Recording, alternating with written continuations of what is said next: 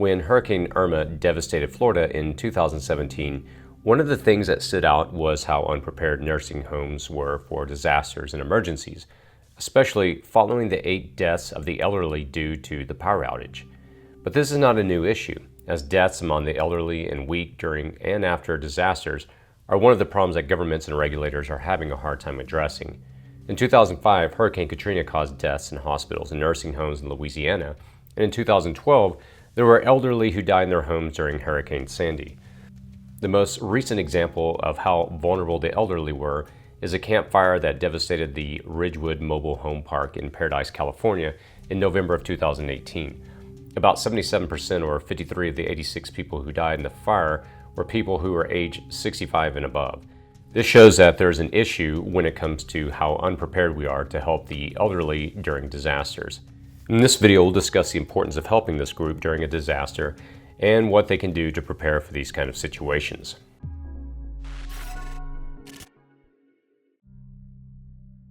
Why the weak and elderly need help during SHTF. It's been a common practice in our country to leave this group in hospitals or facilities that have the necessary staff and equipment to take care of them properly. Though this might be the best course of action to take, it's important that as preppers, we still include them in our preparation. These facilities might have the proper equipment and staff to care for our weak and elderly during normal times, but when the grid goes down, we can't expect these facilities to still fully care for them. In 2017, an article came out that nursing homes or long-term care facilities are usually not prepared to deal even with the simple emergencies or situations.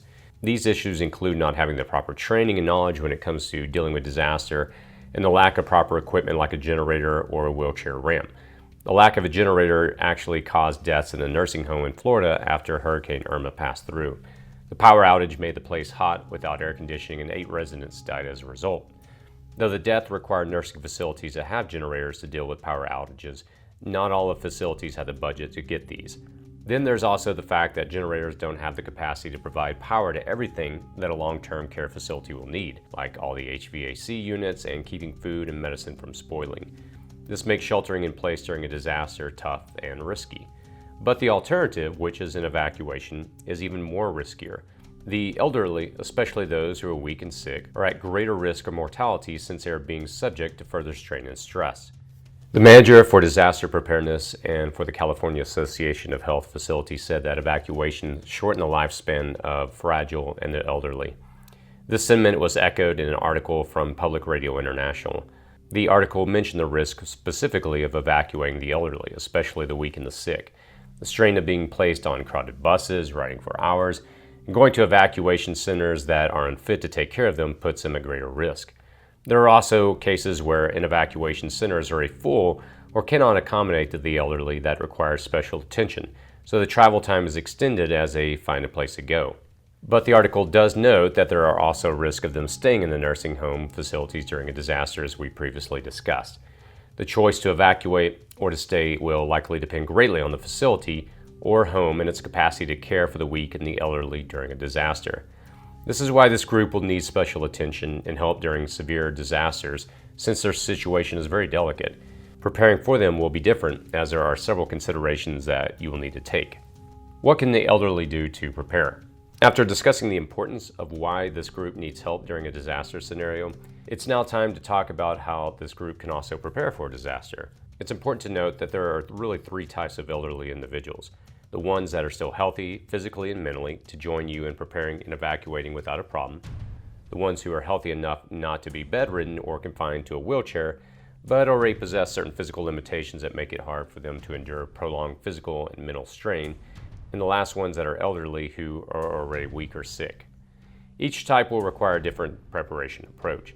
Another thing to consider is if an elderly individual staying with you is in an assisted living facility or nursing home, is staying alone in their own home, or with a caregiver or nurse taking care of them. General preparations to make. Before we get into the specifics of the elderly's preparation, there are some general preparations that need to be made regardless if they're healthy or sick and staying with you or not. It's important that seniors, especially those who are generally healthy, do some type of physical activities to maintain a healthy physical body. This means doing some light exercises to keep their bones and muscles healthy. It's important that they maintain a regular exercise schedule to prepare their bodies in case of a disaster in the event they'll be required to move. Here are some simple exercises seniors can do on a regular basis. Doing aerobic activities such as brisk walking, swimming, and tennis for 5 minutes for 2 days a week can help greatly. You can gradually increase that until they can do a 30-minute workout. Leg raises are another simple exercise for seniors to be able to do to help strengthen the lower back, buttocks, and thigh muscles. They can do side and back leg raises. They can use a sturdy chair to hold on to while they're working out. Stretching is another important exercise to help keep the muscles flexible, making sure to stretch both the lower and upper body. Remember that they should be doing low-impact exercises to avoid putting too much strain on the body. It's important that they consult with a doctor before performing any physical activities. Another preparation that needs to be made is for the mental issues that are part of aging. Most seniors will not be as mentally sharp as they once were when they were young, so don't expect them to think and act quickly during a disaster and realize they're likely going to need assistance in a lot of things. You're also likely to encounter some resistance to change or help. It's not uncommon for seniors to be stubborn and still think that they're independent individuals that they once were. You'll need to exercise patience and creative ways of handling the situation instead of getting into an argument. If your senior parent or grandparent is already suffering from mental problems and may not have the capacity to fully grasp what you're saying and what the situation is, you'll need to resort to providing other reasons for them to come with you or to follow you. For example, instead of saying that you're trying to leave before a hurricane or a fire comes, you can say something like, hey, we're going to go visit a close friend or a relative.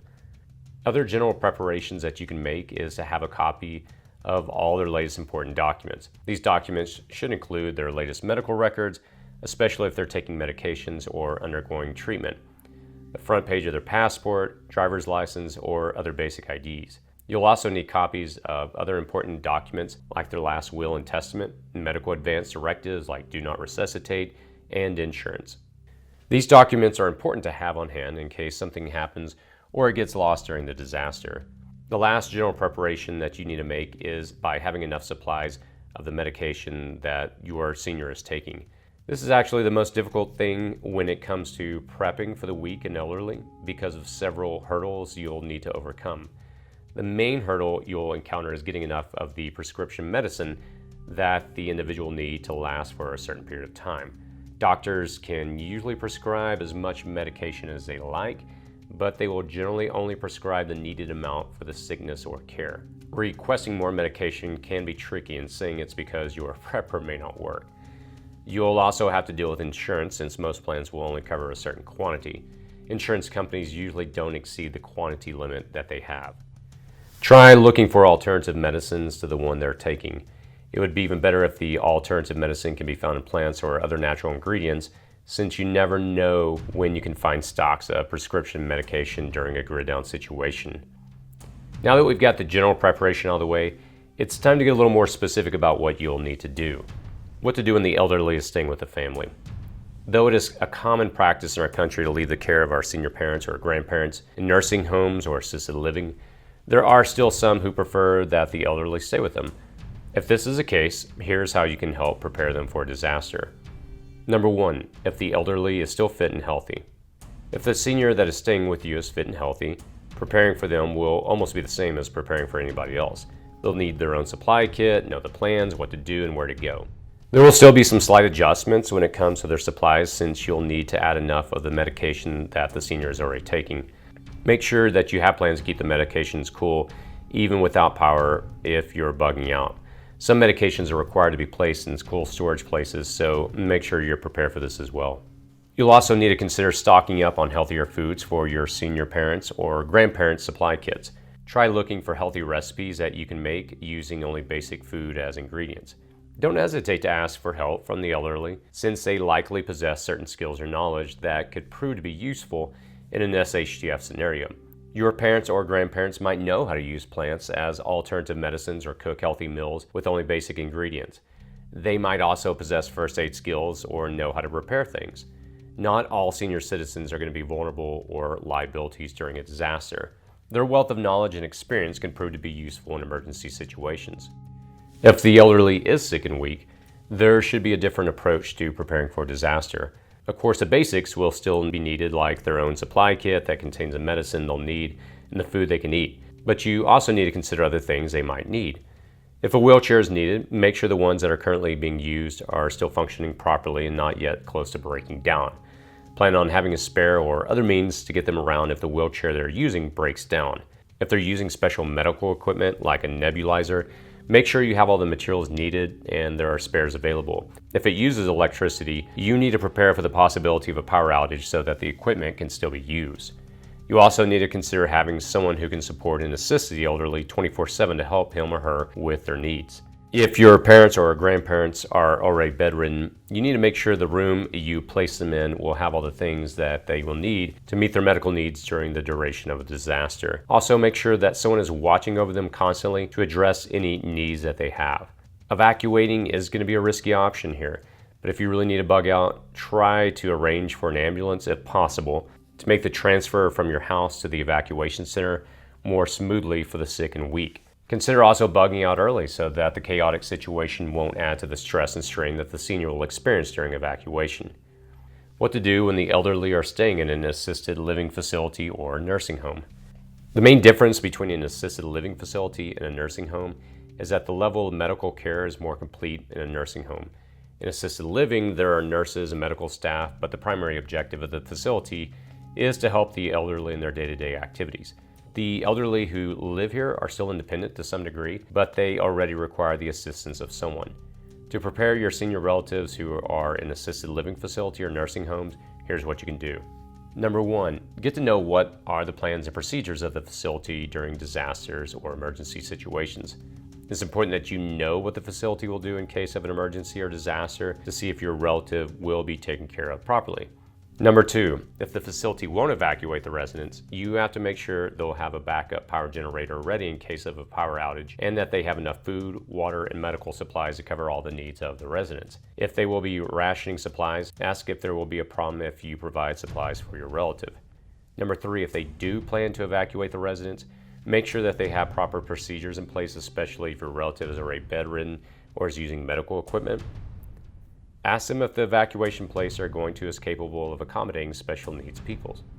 Number four, provide a checklist of the things that your senior relative will need to pack in case of an emergency. Discuss with your relative and the facility staff this checklist to know which among the items you place there are really needed or not when they head out.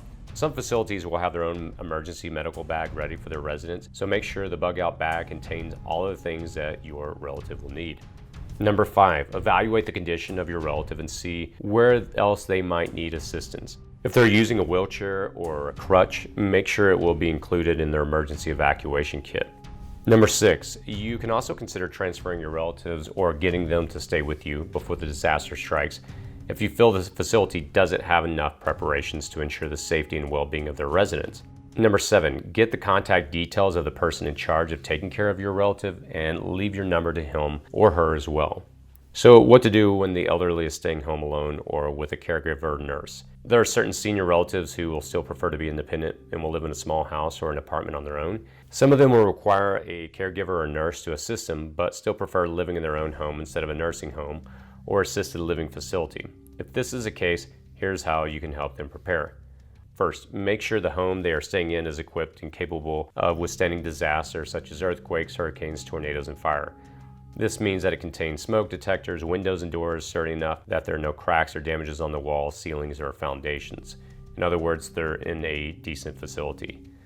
Second, having a backup power source is also important, so a generator is needed in this case. Something like a solar power generator is advised since this is easier to store and is lighter to carry than a gas power generator. Only go for a gas power generator if more power is needed for their situation. Also, make sure there are enough supplies of food, water, and medication in the house. Talk to the nurse or caregiver to know what kind of nutritious food that the elderly eat, so the supply that they'll get will contain all the needed ingredients and items. Number four, talk to the local government or authorities to know what their plans are in case of a disaster. Ask where the evacuation centers are and what kind of assistance they will be given, especially for the elderly. This is important if your senior relative lives in a different city or state. Number 5, make sure there's a bug out bag or an emergency kit ready that contains all the needed supplies in case there's a need to evacuate. Make sure as well that your relative or the caregiver staying with them knows where to go and how to get to the evacuation center. Number 6, if you feel it is the safer option, try convincing your senior relative to stay with you at least for the duration of the disaster. And last, number 7, make sure to get the contact number of the caregiver or nurse staying with your relative and give them yours to call in case of an emergency. Preparing the weak and elderly for disaster or grid down situation is really tricky and challenging considering they're vulnerable during these times. But this vulnerability is the very reason why you need to do your best to help them prepare. With the right knowledge, approach, and preparation, our elderly relatives can survive even in the worst of situations. If you enjoyed this video, please click the like button, share on social media, and as always, if you have any feedback or tips, please post those in the comments section. As always, be safe out there.